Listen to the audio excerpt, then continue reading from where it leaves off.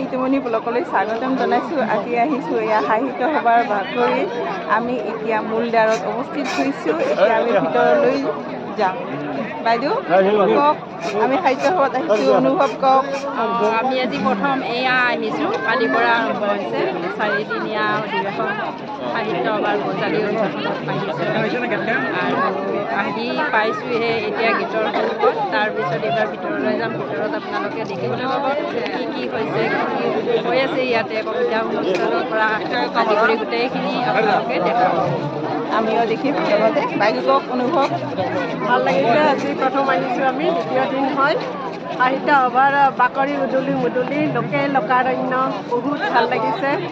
এয়া আমাৰ সাহিত্যৰ সৃষ্টিৰ কিমান যে মাহাত্য তাকেই প্ৰকাশ পোৱা গৈছে। আমি সৰু দূৰৰ পৰা আহিছোঁ ন, আমি গুৱাহাটীৰ দূৰণিৰ পৰা আহিছোঁ, গতিকে বহুত ভাল লাগিছে আৰু মই গোৱালপাৰাৰ পৰা আহিছোঁ।